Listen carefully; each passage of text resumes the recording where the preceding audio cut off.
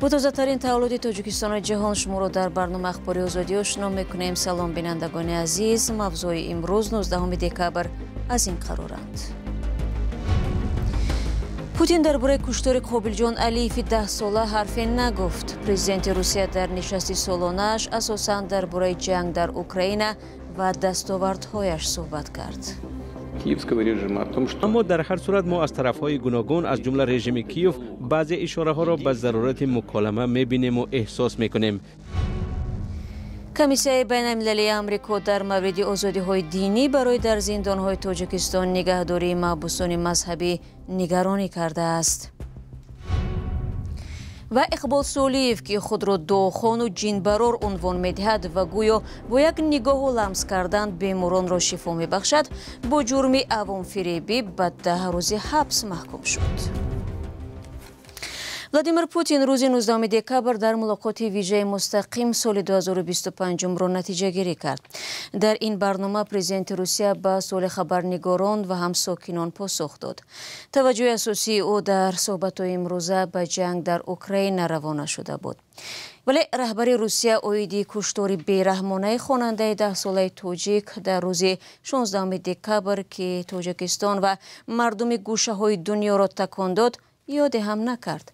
سوال درباره این حادثه از جانب خبرنگاری تاجیک هم که در تالار و در روبروی پوتین قرار داشت دادن نشد. قابلجان علیف نورسی تاجیک در مکتب در ولایت مسکو از دست نابالغ 15 ساله روس به قتل رسید. گزارش درباره محتوای اساسی صحبت امروزه ولادیمیر پوتین را همکارم میرزا نبی خالقزاد پیشنهاد شما میکند. ولادیمیر پوتین پرزیدنت روسیه ملاقات مستقیم سالانه‌اش را با خبرنگاران داخلی و خارجی با تصویر پیشرفت ارتش روسیه در جبهه جنگ در اوکراین آغاز نمود.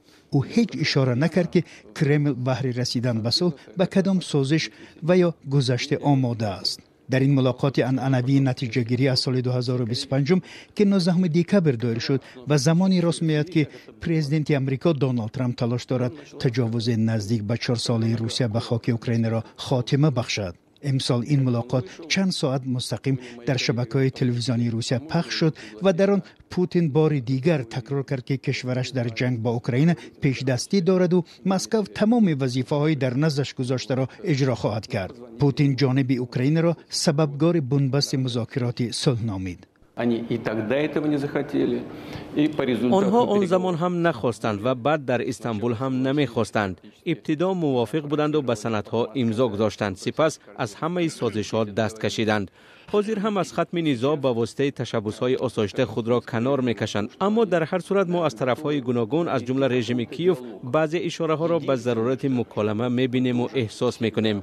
می‌خواهم بگویم که ما هم آماده هستیم و می‌خواهیم که نزاع بر پایه تقاضاهایی که در ماه ایون سال گذشته در وزارت کارهای خارجه روسیه مطرح نموده‌ایم خاتمه یابد.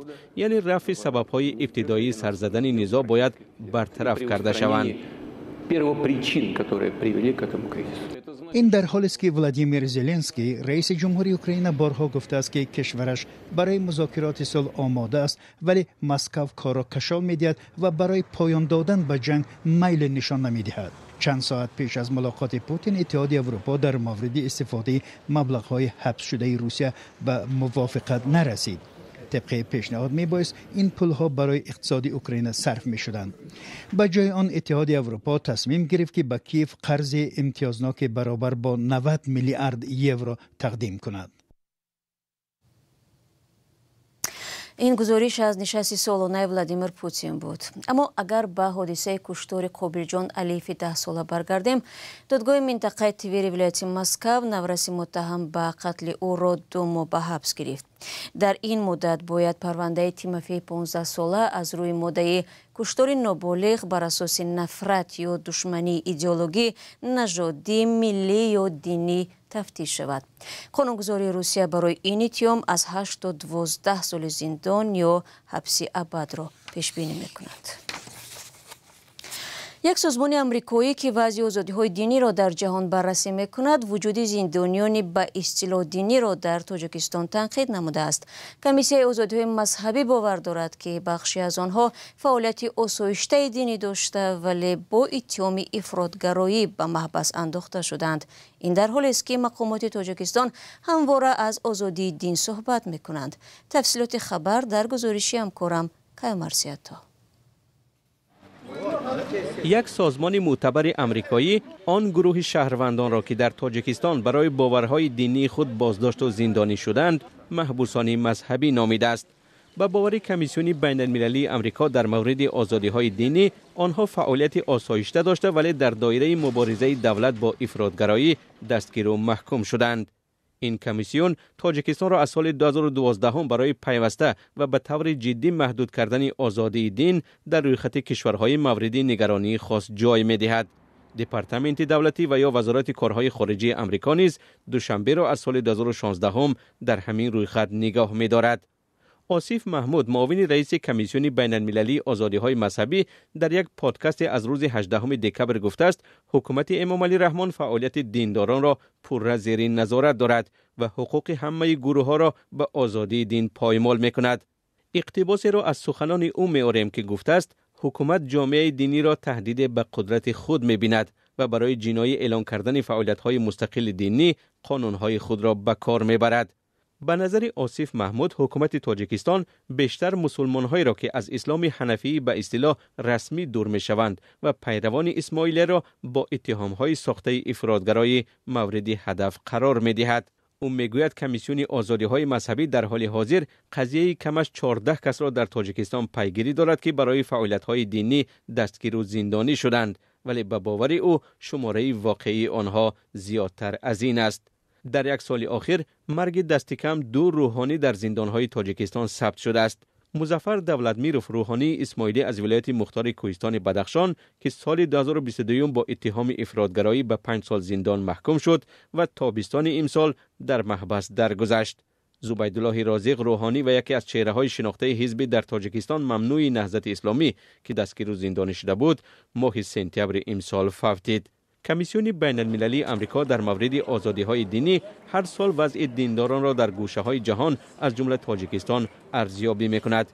این سازمان چند سال باز طلب دارد که به ضد آن اداره و منصبداران تاجیکستان که در پایمال کردن آزادی دینی ساکنان نقش دارند، تحریم‌های هدفمندانه یا مقصدناک جاری کرده شود. شما برنامه اخباری رادیو آزادی را تماشا دارید. با طلب سازمان‌های بین‌المللی و هم در تلاش برای مبارزه با فساد و رشوه‌خوری در تاجیکستان قانونی را اصلاح کردند که فهرست منصبدارانی را که باید اعلامیه‌های انداز و اموالشان را سپارند درست‌تر می‌کند.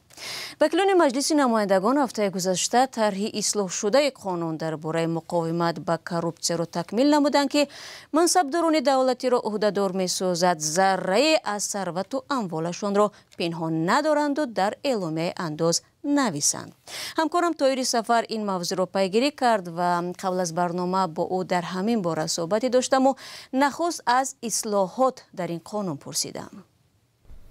اصلاح و تغییرات اساساً در ماده 21 قانون است که از منصبداران دولتی می‌خواهد هر سال درباره درآمد و اموال خود به اداره انداز گزارش بدهند.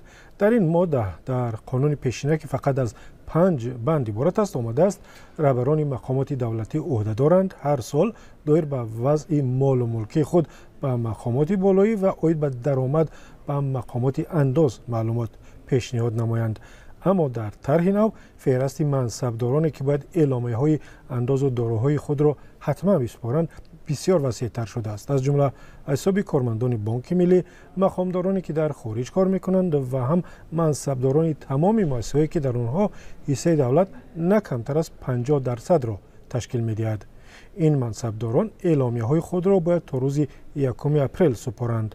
الیاس ادریس زاده مدیر آژانس خدمات دولتی در حضور وکیلان مردمی گفته است که در اعلامیه از درآمد باید درآمد منصبدار، مالیات پرداختش، ماشین و خانه‌های استقامتی، حوله بستانسرا چه در خارج یا در داخل ذکر شود. اگر مرغ و گاو و گوسفند هم پرورش کنند یا در اختیار داشته باشند حتما سرشماری آنها را باید بنویسند. در عموم به ماده 20 قانون 6 بند علاوه کردند و در مجموع به 11 بند رسانیدند. شفافیت در کار اداره‌های دولتی و بخصوص ثروتی وزیران و منصبداران سال‌هاست که در جامعه تاجیکستان بررسی می‌شود. از این رو از همکارم سوال کردم که تا کجا این قانون به شفافیت کار وزیران و کبیران مساعدت می‌کند. اگرچه سپردن اعلامیه انداز برای مقامات تا سال‌هاست که حتمی است، ولی تاکنون هیچ یک از وزیران یا منصبداران بلندپایه تاجیک اعلامیه انداز یا دارایی‌های خود را نشر نکرده است. مزد کم ولی ثروت و دارایی بعضی از منصبداران در تاجیکستان شبهه و گمان را درباره شفافیت کار آنها و یا سوء استفاده از مقامشان زیاد کرده است. در گذشته خبرنگاران تاجیک از یک دادستان سابق کل پرسیده بودند که زیردستان یا که مزد کم میگیرند چگونه صاحب ماشین‌های گرانبها شدند و پاسخ او هم این بود که خویشاوندانشان هدیه کردند. ماه فوریه سال 2022 محققان مرکز پژوهش فساد و جنایت‌های سازمان یافته گفتند سندهای را در اختیار دارند که نشان می‌دهد قاسم رهبر وزیر سابق کشاورزی و رئیس سابق ولایت سوخت سال 2004 در یک بانک شویتزاری حساب باز کرده در آنجا بیشتر از 8 میلیون فرانک شویتزاری نگه داشته است.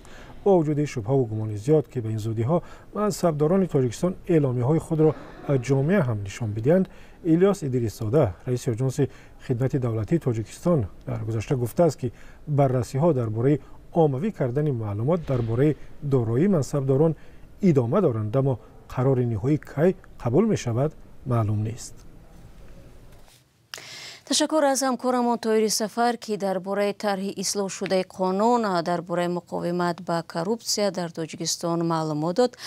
بینندگان عزیز، نظر شما در این باره چیست؟ به این بحث در صفحه های رادیو آزادی در شبکه‌های اجتماعی همراه شوید.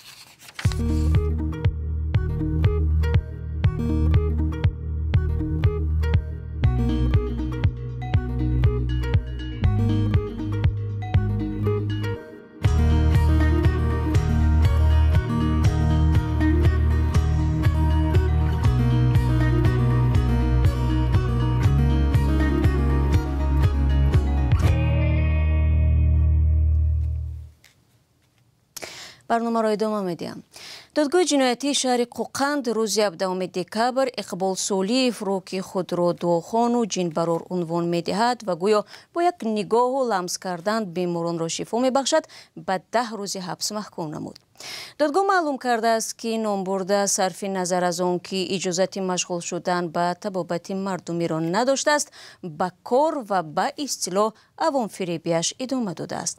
اقبال سولیف نه تنها بیماران را فعالانه از ازبکستان و کشورهای دور نزدیک قبول میکرد، بلکه معالجه به اصطلاح معجزوی خود را طریق شبکه‌های اجتماعی ترغیب مینمود.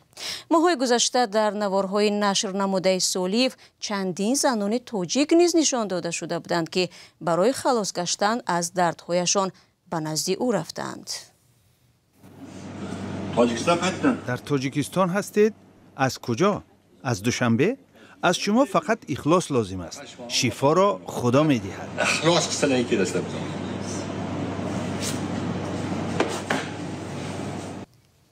در تاجیکستان رفتن به نزد فولبین ها و جادوگران از 3700 تا 4500 سومانی جریمه در پی دارد.